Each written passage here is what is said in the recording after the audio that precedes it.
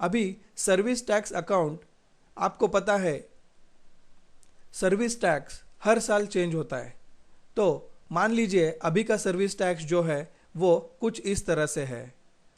वो आपको समझ में आए इसलिए मैं एक डॉक्यूमेंट ओपन करता हूं, उसमें मैं ये टाइप करते जाऊंगा। ये देखिए यहां पे हम लोग वो टाइप करते हैं। अभी का सर्विस टैक्स क्या है,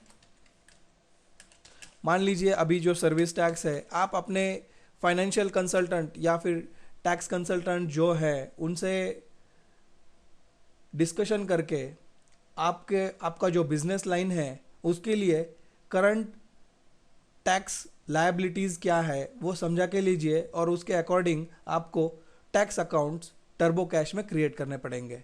अभी सर्विस टैक्स अकाउंट जो मुझे क्रिएट करना है, मान लीजिए अभी का रेट मतलब सर्विस टैक्स का रेट है वो है 12%। उसके बाद उस पे मान लीजिए एजुकेशन सेस ये लगता है, एजुकेशन सेस लगता है 2% ऑफ द सर्विस टैक्स। ये है 12% ऑफ द प्रोडक्ट कॉस्ट। ये सर्विस है इसलिए हमें 2% ऑफ द सर्विसेज, और ये है 2% ऑफ सर्विस टैक्स। जो भी अमाउंट आएगा सर्विस टैक्स का उस पे ये 2% लगता है। उसके बाद हायर एजुकेशन सेस या फिर सीनियर एजुकेशन सेस, ये लगता है 1% ऑफ सर्विस टैक्स।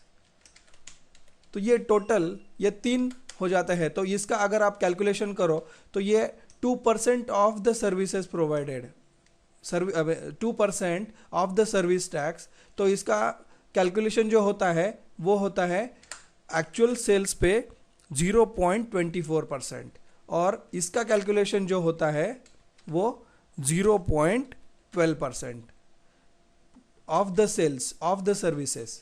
मतलब सर्विस टैक्स से अभी हमने ये ऑफ द सर्विसेज निकाल लिया। तो इसका अगर सम अप आप करें तो एक्चुअल टैक्स कितना लगना चाहिए, तो टोटल टैक्स जो लगना चाहिए एंड यूजर को वो चाहिए 12.36%। तो इसका मतलब है हमें 12.36% टैक्स देना पड़ता है। तो इस तरह से ये कैलकुलेशन आप कर लो तो ये आपको ये 12.36% टैक्स देना है। तो ये 12.36 आप ये रेट ऑफ इंटरेस्ट कॉपी कीजिए। यहाँ पे ये जो करंट लायबिलिटीज़ है इसमें कुछ salary control vat control account है, और टैक्स गवर्नमेंट को देना मतलब ये एक लायबिलिटी ही है। इसलिए हमें करंट लायबिलिटीज़ पे क्लिक करके एक और बार ऐड पे क्लिक करना पड़ेगा, और यहाँ से अकाउंट टाइप में सिलेक्ट कीजिए टैक्स अकाउंट। हमें टैक्स अकाउंट क्रिएट करना है तो इसलिए यहाँ से क्रिएट कीजिए टैक्स अकाउंट। उसके बाद इसे नाम हम देंगे, अकाउंट नंबर जो है वो हम खुद दे सकते हैं।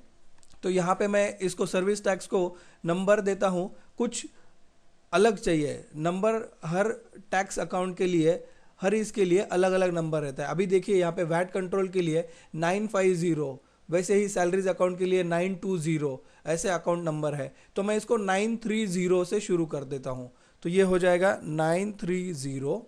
अगर मैंने 920 दिया और यहाँ पे मैंने लिखा सर्विस टैक्स 12.36, यहाँ पे मैं जो टैक्स का रेट है वो भी मैं यहाँ पे लिखता हूँ डैश करके टैक्स, ताकि जब मैं अकाउंट सिलेक्ट करूँगा सर्विस टैक्स अकाउंट, जब इनवॉइस बनाऊँगा तब ये मुझे समझ में आए ये कितना रेट ऑफ इंटरेस्ट है।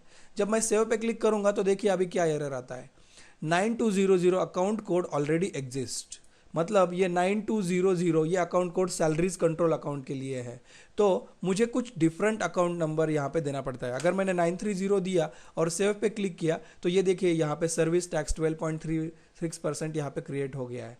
अभी ये जो है ये मुझे करंट लायबिलिटीज़ में चाहिए, इसलिए मैं इसको यहाँ से ड्रैग करके यहाँ पे करंट लायबिलिटीज़ में यहाँ पे मैं ड्रॉप करता हूँ। इस तरह से करंट लायबिलिटीज में सर्विस टैक्स मैंने एक अकाउंट क्रिएट किया है। अभी इसका तो हमने सिर्फ यहाँ पे लिखा है 12.36%, लेकिन जब आप इनवॉइस बनाते हो या फिर जो भी ऑर्डर परचेस सेल करते हो तब आपको इसका टैक्स एक्चुअल रेट आपको यहाँ पे डिफाइन करके रखना पड़ता है। तो ये देखिए यहाँ पे सेकंड टैब है टैक्स। जब आप इस सेकंड टैब पे क्लिक करते हो तो आपको यहाँ पे परसेंटेज वगैरह डिफाइन करने के लिए ऑप्शन है। यहाँ पे परसेंटेज ऑप्शन सिलेक्ट करते हैं 12.36, और इस तरह से जब आप 12.36 यहाँ पे करके सेव पे क्लिक करते हो तो ये देखिए ये आपका टैक्स अकाउंट क्रिएट हो गया और उसका रेट है 12.36%। इस तरह से हमने एक सर्विस टैक्स अकाउंट भी क्रिएट कर लिया है। धन्यवाद।